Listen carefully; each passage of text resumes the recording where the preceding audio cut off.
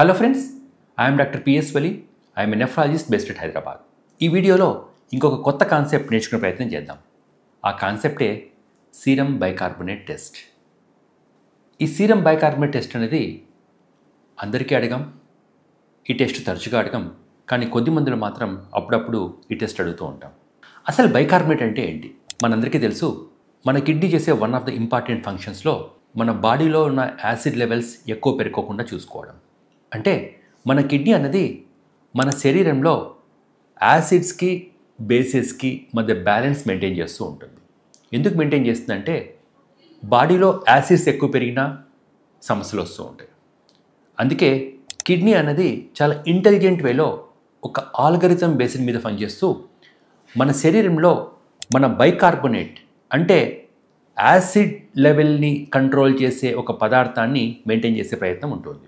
Acids ఎంత ఎక్కువగా పెరిగాయంటే bicarbonate తగ్గుతూ ఉంటుంది. అంటే సింపుల్గా మన శరీరంలో ఆమ్లాల శాతం, యాసిడ్ శాతం ఎంత ఉంది గుర్తుపట్టాలంటే మనం యాసిడ్ని కొలవాల్సిన అవసరం లేదు, బైకార్బోనేట్ కొలిస్తే సరిపోతుంది. బైకార్బోనేట్ ఎంత తగ్గింది అంటే మన శరీరంలో యాసిడ్స్ అంతా పెరిగాయని లెక్క. ఎందుకంటే ఈ బైకార్బోనేట్ అనేది యాసిడ్స్ని న్యూట్రలైజ్ చేస్తూ ఉంటుంది. అందుకే కిడ్నీ యొక్క పనితీరు తగ్గినప్పుడు బాడీలో యాసిడ్స్ ఎంత ఉన్నాయో కనుక్కోవడానికి ఇండైరెక్ట్గా ఈ బైకార్బోనేట్ అనే టెస్ట్ అడుగుతూ ఉంటాం. బైకార్బోనేట్ ఎంత తగ్గింది అంటే బాడీలో అంత యాసిడ్స్ యొక్క సంఖ్య శాతం పెరిగినట్టు. మరి బాడీలో ఎందుకు బైకార్బోనేట్ తగ్గుతుంది? బాడీలో బైకార్బోనేట్ తగ్గడానికి మోస్ట్ ఇంపార్టెంట్ కారణం మన శరీరంలో యాసిడ్స్ పెరగడం. మరి యాసిడ్స్ ఎందుకు పెరుగుతాయి? కిడ్నీ యొక్క ఫంక్షనింగ్ తగ్గినప్పుడు, రక్తంలో ఫిల్టరేషన్ తగ్గినప్పుడు ఆటోమేటిక్గా మిగిలిన విషయాలతో పాటు బాడీలో యాసిడ్స్ కూడా పెరగడం స్టార్ట్ అవుతుంది. మరి బైకార్బోనేట్ని ఎలా టెస్ట్ చేస్తారు? బైకార్బోనేట్ని ఒక బ్లడ్ టెస్ట్ ద్వారా చేస్తారు. ఈ బైకార్బోనేట్ బ్లడ్ టెస్ట్ని అన్నంతో సంబంధం లేకుండా ఫాస్టింగ్లోనే ఇవ్వచ్చు, లేక ఆహారం తీసుకున్న తర్వాతైనా ఇవ్వచ్చు. మరి నార్మల్ బైకార్బోనేట్ లెవెల్ ఎంత? నార్మల్గా మనందరికీ బైకార్బోనేట్ లెవెల్ 22 నుంచి 28 మధ్య ఉండాలి. 22 కన్నా తగ్గింది అంటే ఖచ్చితంగా వారి బాడీలో యాసిడ్స్ పెరిగినట్టు. మరి మన శరీరంలో యాసిడ్స్ పెరిగితే ఏమవుతాయి? పేరులో చెప్పినట్టు, మనందరికీ తెలిసినట్టు యాసిడ్ ఒక విషయం. ఈ యాసిడ్ కూడా గుణం ఏంటంటే కణజాలాలని తినేయడం. అదేవిధంగా ఎప్పుడైతే మన శరీరంలో యాసిడ్స్ తగ్గుతున్నాయో, ఎప్పుడైతే మన శరీరంలో బైకార్బోనేట్ లెస్ దాన్ 22 వస్తుందో దాని అర్థం ఏంటంటే బాడీలో యాసిడ్స్ ఉండాల్సిన దానికంటే ఎక్కువ పెరిగిపోవడం. ఈ యాసిడ్స్ వల్ల ప్రతి ఒక్క శరీర భాగం మీద ఎఫెక్ట్ ఉంటుంది. అంటే స్టార్టింగ్ ఫ్రమ్ టాప్ టో, నఖశిఖ పర్యంతం ప్రతి ఒక్క ఆర్గాన్ మీద ఈ యాసిడ్ వల్ల ఎఫెక్ట్ ఉంటుంది. బట్ మోస్ట్ ఇంపార్టెంట్గా ఎప్పుడైతే యాసిడ్ పెరుగుతుందో అప్పుడు ఇన్వాల్వ్ అయ్యే ఆర్గాన్స్ రెండు, ఒకటి హార్ట్, ఇంకోటి కిడ్నీస్. అంటే ఈ యాసిడ్స్ పెరగడం వల్ల గుండె యొక్క ఫంక్షనింగ్ తగ్గుతూ ఉంటుంది.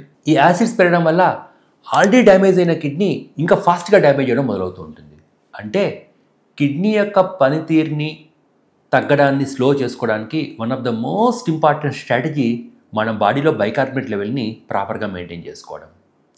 ఎప్పుడైతే బైకార్బోనేట్ లెవెల్ ప్రాపర్గా మనం మెయింటైన్ చేసుకుంటామో అప్పుడు ఆటోమేటిక్గా యాసిడ్ లెవెల్స్ తగ్గుతాయి. ఈ యాసిడ్ లెవెల్స్ ఎంత తగ్గితే కిడ్నీ యొక్క జీవకణాలు కూడా అంత గొప్ప ఉపశమనం లభిస్తూ ఉంటుంది. అందుకే యాజ్ ఎ నెఫ్రాలజిస్ట్ మేము బైకార్బోనేట్ లెవెల్స్ అప్పుడప్పుడు మెజర్ చేసుకొని దాని ప్రకారంగా ట్రీట్మెంట్స్ ప్లాన్ చేస్తూ ఉంటాం. మరి బైకార్బోనేట్ని పెంచాలంటే ఏం చేయాలి? బైకార్బోనేట్ని పెంచాలంటే కొన్ని రకాల tablets, for example sodium bicarbonate అన్న ట్యాబ్లెట్ తీసుకోవాల్సి వస్తుంది. ఈ సోడియం బైకార్బోనేట్ అనేది ఒక సోడా లాంటిది. చాలామంది పేషెంట్ అడుగుతూ ఉంటారు, డాక్టర్ గారు మీరు బైకార్బోనేట్ ట్యాబ్లెట్లు అడుగుతున్నారు కదా, దీంట్లో సోడియం ఉంటుంది కదా అనేసి. ఈ సోడియం బైకార్బోనేట్లో సోడియం అన్నది ఉంటుంది కానీ చాలా తక్కువ క్వాంటిటీస్లో ఉంటుంది. దీంట్లో most important element bicarbonate. Therefore ఈ సోడియం బైకార్బోనేట్లో సోడియం ఉంది కాబట్టి పెద్దగా టెన్షన్ తీసుకోవద్దు, సోడియం పెరుగుతుందని అనుకోవద్దు. The most important thing is bicarbonate. Patients అడిగే రెండో క్వశ్చన్, మీరు ఎలాగూ సోడియం బైకార్బోనేట్ అంటే సోడా ఇస్తున్నారు కదా, మేము ఆహారంలో సోడా పెంచుకుంటామని. That's a good logic. కానీ మనం ఆహారంలో తీసుకునే సోడా ఎప్పటికీ సరిపోదు. సెకండ్ థింగ్, మనం తీసుకునే సోడా శరీరంలో వెంటనే కలిసిపోయి వెంటనే బయటకు వెళ్ళిపోతూ ఉంటుంది. అది 24 hours పనిచేయదు, ఎందుకంటే అది ఒక పొడి. ఈ సోడియం బైకార్బోనేట్ ట్యాబ్లెట్ అనేది ఇది ఎలా తయారు చేస్తారంటే దాంట్లో ఉన్న sodium bicarbonate over a period of 12 hours స్లోగా రిలీజ్ అయ్యే టెక్నాలజీ ఉంటుంది. అందుకే ఆహారంలో ఏదో సోడా తీసుకుని సోడా పెంచుకునే బదులు ఒక ప్రాపర్గా సైంటిఫిక్ వేలో మెజర్డ్ క్వాంటిటీస్లో సోడియం బైకార్బోనేట్ ట్యాబ్లెట్ తీసుకోవడం వల్ల 24 అవర్స్లో క్రమ పద్ధతిలో మన శరీరంలో బైకార్బోనేట్ ఎక్కువ ఉండే విధంగా చూసుకోవచ్చు. బైకార్బోనేట్ ఎంత ఎక్కువసేపు రక్తంలో ఉంటే అంత ఎక్కువసేపు యాసిడ్ కూడా కంట్రోల్గా ఉంటుంది.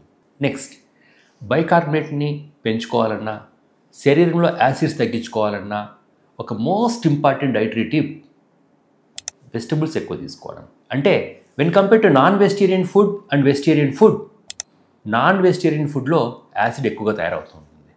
అందుకే మీ శరీరంలో too much amount of acids తయారవుతున్నాయంటే ఖచ్చితంగా మీ డైట్ని అనలైజ్ చేసుకొని మీ నాన్ వెజిటేరియన్ డైట్ని బాగా తగ్గించి మీరు ఎలాంటి నాన్ వెజ్ తీసుకోవాలా, ఎంత క్వాంటిటీలు తీసుకోవాలా మీ నెఫ్రాలజిస్ట్తో డిస్కస్ చేసుకోండి.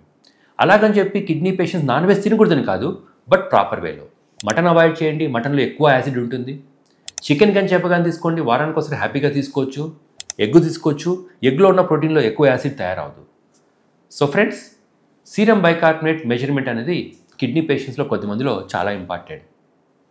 ఈ బైకార్బోనేట్ అనేది మన యాసిడ్స్ ఎంత ఉన్నాయో ఇండైరెక్ట్గా చెప్పే ఒక గొప్ప మార్కర్. ఈ వీడియోలో అసలు బైకార్బోనేట్ అంటే ఏంటి, బైకార్బోనేట్ టెస్ట్ ఎంత చేయిస్తారు, ఎప్పుడు చేయిస్తారు, దాని నార్మల్ రేంజెస్ ఎంత, బైకార్బోనేట్ని ఎలా ట్రీట్ చేసుకుంటారు, బైకార్బోనేట్ని పెంచుకోవాలంటే ఏం చేయాలి, ఇవన్నీ కూడా ఎక్స్ప్లెయిన్ చేసే ప్రయత్నం చేశాను. So happy learning. In case of any doubts దయచేసి కామెంట్ సెక్షన్లో కామెంట్ చేయండి.